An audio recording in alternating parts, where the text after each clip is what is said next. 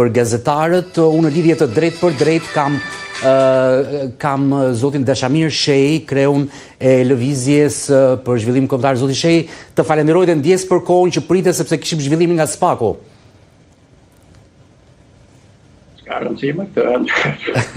Si të duk shkuar e Lulzim Bashës në këto minutat e fundit në SPAK për dosjen e 21 janari, do të pyetet siç tha kolegu Bajrami.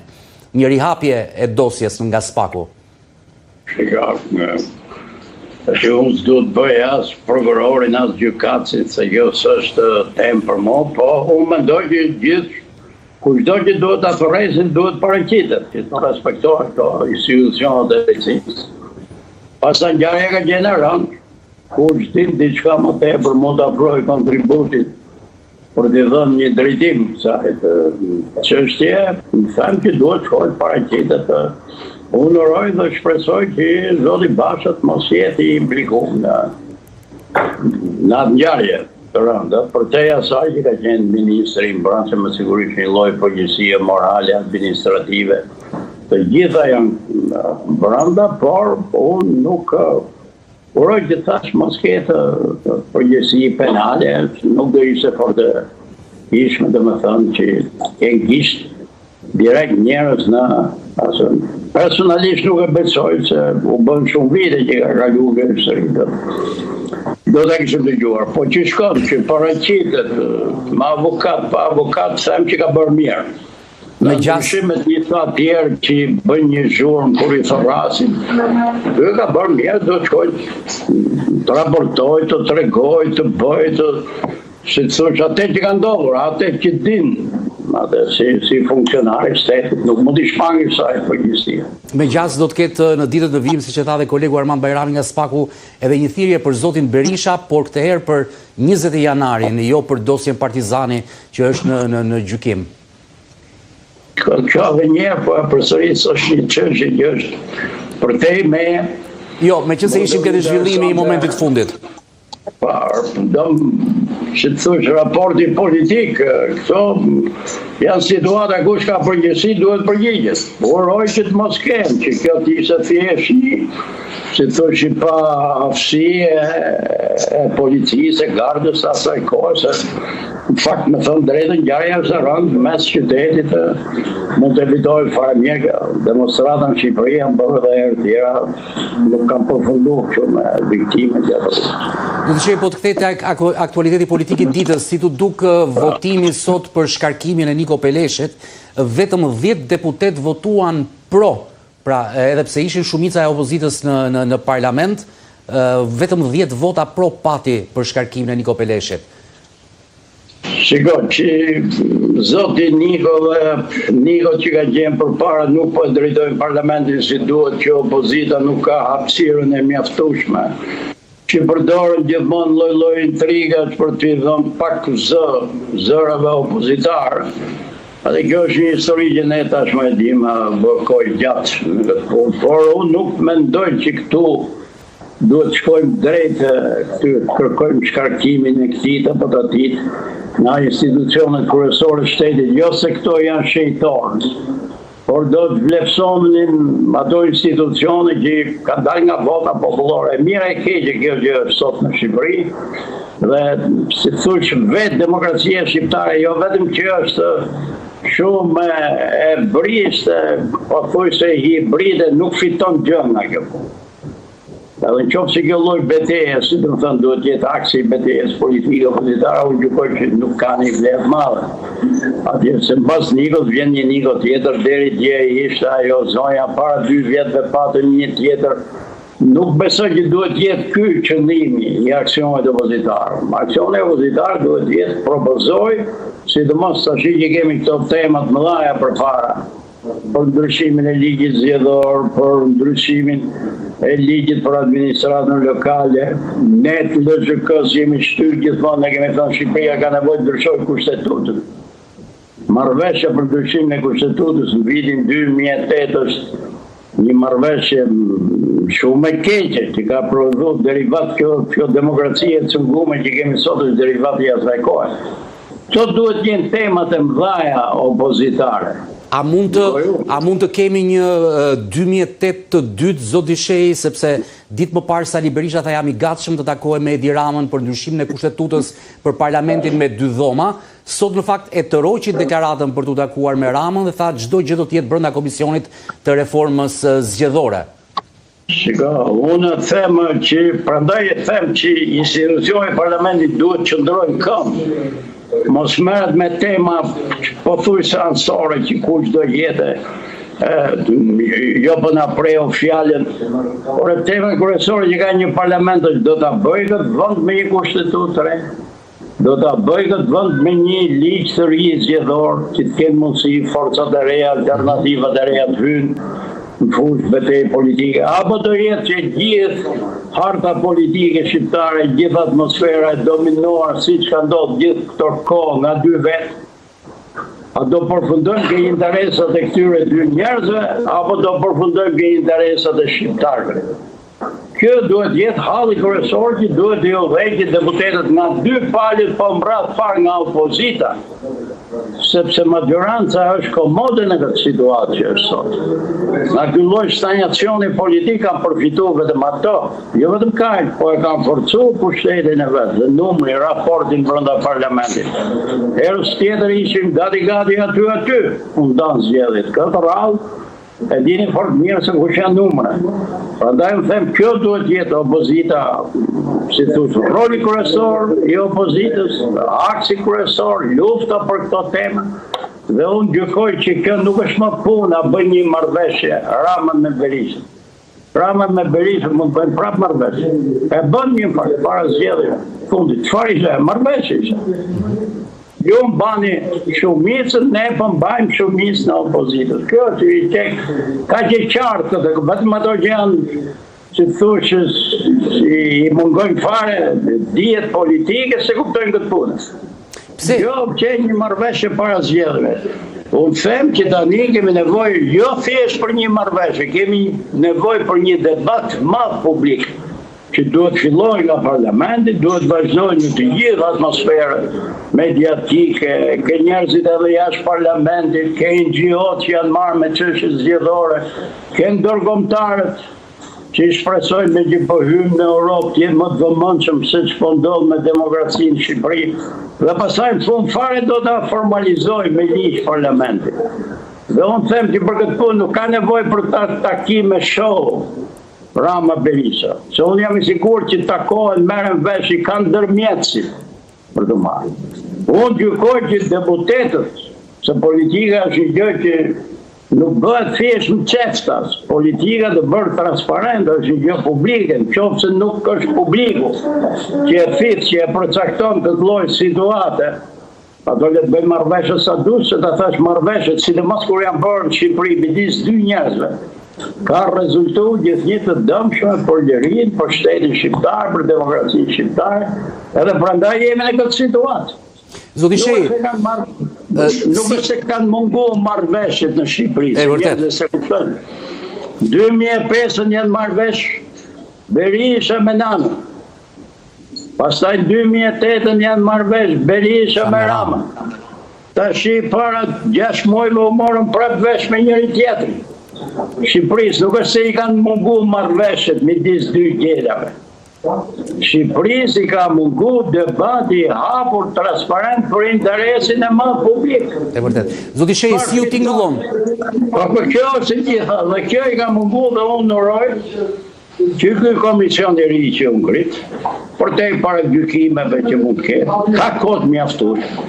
Po jo pafund, sepse gjithnjë marrëveshjet bëhen para zgjedhjeve. Të merren seriozisht me këtë punë, ta bëjnë dhe domen të publikut edhe jashtë parlamentit, dhe ta mbyllin këtë situatë, ta mbyllin shpejtër brenda një viti. Pse sa herë që vjen zgjedhje, pastaj të gjithë kulisat politike, marrëveshjet, interesat kur bëhen në minutën e fundit. Nën presionin zgjedhor dhe nuk del kur një punë e pastër. Ky është realiteti në Shqipëri. Prandaj, u bë mirë që u bë këto komisione, bëjnë mirë ta fillojnë punën seriozisht, bëjnë mirë ta mbyllën këtë punë në harkun e një viti që ta thash mos jenë në influencën e presionit politik që po afrojnë zgjedhjet dhe ku jemi ne. Që vendos gjithmonë Shqipëri, ku jemi ne, grupi drejtues i kësaj partie, asaj partie. I beson këtë herë zoti Shehu Ramës dhe Berishës që do bëjnë një marrëveshje në interes të shqiptarëve, dhe pse Berisha e dha dakordsinë për ndarjen e parlamentit me 2 dhoma, pra jam gati për ndarjen me 2 dhoma. Këtë nënvizoi. Shiko, edhe kjo ndarja e parlamentit me 2 dhoma, kjo hap debat sepse Shqipëria duhet ta rishofi gjithë kushtetutën në këtë lloj situate. Unë nuk shikoj në gjë të keqe që të bëhet me 2 dhoma, po gjithsesi ne jemi një vend kaq i vogël sa një sistem bikameral. Ju kuptoni që është një shpenzim me njerë edhe i tepërt, me thënë drejtën, edhe shpeshherë njerëzit nuk është se i ka politika e Shqipërisë dhe në fund të fundit nuk është kjo domosdoshmëria për të rregulluar demokracinë. Se nga një pas kësaj ideja të 2 dhoma e mplive pasaj dhe interesa tjera, si do i sistemojmë. Prandaj të pyeta, ju nuk hasni që ka strategji kjo pjesa e 2 dhomave nga pas llogaritë të bëra? Po sigurisht. Prandaj po them, ta thash në princip nuk jam kundër. Gjithë bota perëndimit i ka me 2 dhoma, shumica. Po janë vende të mëdha. Po ka vende plotësisht demokratike që funksionojnë si orë zvitre me një dhomë vetë. Do të thënë, nuk është se demokracia buron nga një dhomë apo 2 dhoma.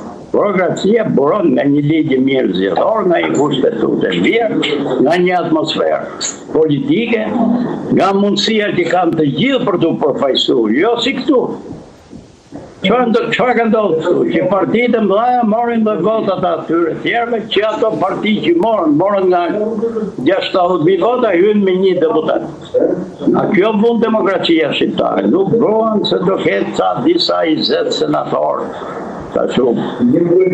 Gjithsesi edhe kjo mund të provohet, nuk është se e paragjykojmë, por ta bëjmë këtë aksin kryesor të jetës publike, politike Shqipërisë, them që është e gabuar dhe ka një lloj hilje brenda, kur realiteti ta thash është ndryshe.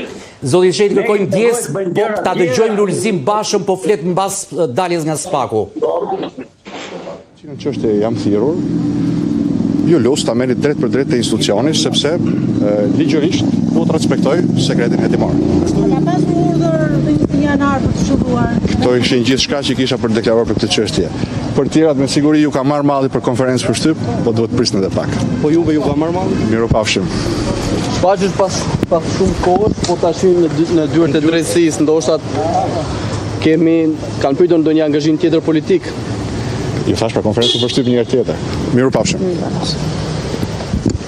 Do të ruaj sekretin e timor, thot Lulzim Basha pasi doli nga Spaku, por të gjitha informacionet që ne na vijnë nga kolegët atje është thirrur për dosjen e 21 janarit dhe në konferencë për shtyp ndoshta nëse do të rikthehet do të mësojmë më shumë se na kishte munguar, kishte 6 muaj zoti Shehi. Basha është jurist edhe ka dhe eksperiencë gjatë administrative, besoj që këto punë, si të thuj, ti formalizoj edhe mirë bën që paktën nga ana formale ruan fytyrën e vetë dhe të institucionit, për qenë sinqertë. Ato kanë gjithë mjetet e veta të informimit të institucionit, po deshën të nxjerrin deklarata publike, mund të bëjmë. Unë them që Basha man një qëndrim normal. Zoti Shehi, dhe një pyetje të fundit për bisedën që kishim pak minuta më parë. Disa nga drejtuesit e partive të vogla nuk e kanë mirëpritur dakordsinë dhe paktin për komisionin e posaçëm të reformës zgjedhore të PD-s dhe PS-s, por dhe atë për territorialen, e shikojnë si një pakt për të zhdukur partitë e vogla me këtë reformë që do të bëjnë. Po të shi ato janë brenda parlamentit dhe unë do uroja që ta luajnë rolin për cilin kanë hyrë. Pavarësisht se janë pak deputet, 3-4, po gjithsesi duhet ta bëjnë zhurmë dhe kanë bërë mirë që kanë reaguar Por t'i kujtuar edhe shqiptarve, edhe ndërkombëtarve, që këtu ka dhe zëra të tjerë. Jo çfarë do lloj marrëveshje është në të mirë të vendit dhe demokracisë. Se ta thash marrëveshje ka pas për herë. Sa e ka zgjedhë, ka një marrëveshje, ka gjithmonë një linjë komunikimi me palën tjetër. Ndërsa këto bëjnë njerë që të mbrojnë njerë interesin e vetë, njerëzve që i kanë votu. Në para fundës. E dyta e kanë hapësirën brenda parlamentit që këtë temë, ta thash, ndryshimi kushtetues, ndryshimin e ligjit zgjedhor, ndryshimin e ligjit për administratën lokale, ndarjen territoriale, ta bëjnë aksin kryesor të politikëve.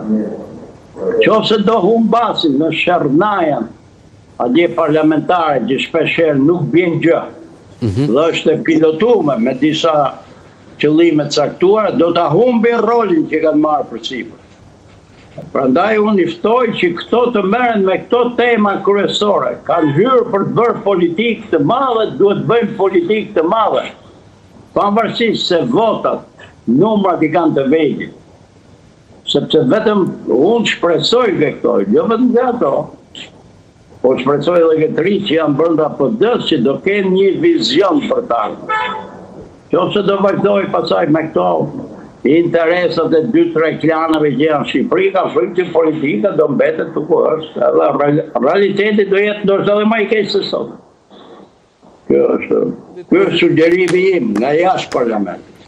Pyetja e fundit, nesër pritet gjykatat kushtetuese të vendos për Erion Veliajn, kushtetues apo jo kushtetues shkarkimi i tij, dhe më pas do kemi një datë për zgjedhjet e reja për kryeqytetin. Ka disa sondazhe të fundit që tregojnë një diferencë të ngushtë mes Manastiliut dhe Binajt. I keni parë të sondazhe, si ju janë dukur? Nuk e kam pa, po gjithsesi unë shpeshherë mendoj që sondazhe, se këto janë sondazhe, do të ishin për simpati, jo për votën, në një farë mënyrë këtu akoma se shpall dita e zgjedhjeve, nuk e di se si ndjerin, po. Gjithsesi uroj që bloku opozitar në Tiranë të paktën të afrohet sa më shumë me palën tjetër, se kjo është shpresa opozitare. Unë nuk pres që ndodhë një ndryshim i madh ku e di unë nga Tepelena apo Corriku. Apo Berati dhe Vlora. Tjera politike që fatkeqësisht janë këtë situatë sotme. Po nga Tirana presin një reagim për te kandidatit, që unë nuk është se kam një simpati për këtë punë. Gjykoj që është, bilës nuk është i duri për gjykimin tim, jo si djalës njëri, se nuk e një fare, po. Në konceptin politik, si projektohet kandidati një qytetit madhe, kryeqytetit që duhet projektohet si lider i tardhmes politike të blokut opozitar, dhe nuk duket se jemi në këtë rast. Edhe po e shpërdorojmë mundësit që kemi si opozitar për të lançu, për të projektuar linja të reja politike, personazhe të reja politike. Por pritshmëritë tuaja pavarësisht kësaj janë që ndryshimi të ndodhë në Tiranë në zgjedhjet që do të kemi, apo jo? Po të qofse nuk ndodhë në Tiranë, ma falë, ku do ndodhë? Gjithë botën kështu ndodhë, jo aq më tepër në këtë Shqipërinë tonë të vogël që Tirana është gjysma e votës, e industrisë, e edukimit, e arsimit. Edhe pse Partia Socialiste ka gjithë makinerinë e saj, ka zbritur gjithë qeverinë, gjithë deputetët për fushat. Po pikërisht prandaj gjithnjë synohet dhe pretendohet ke Tirana, se efekti i kësaj makineria është më i vogël në Tiranë se sa provincat atje. Atje e shtypin fare popullit, me drejtorët, me inspektorët, me patronazhistët. Tiranës nuk mund t'ja bëjnë dot këtë dhunë, cepën cep. Zoti Shej, Tirana ka treguar që e ka një farë mlirie, ka një blok qytetar që reagon ndaj keqes. Nuk po them se ka bërë revolucion, por gjithsesi ka reaguar.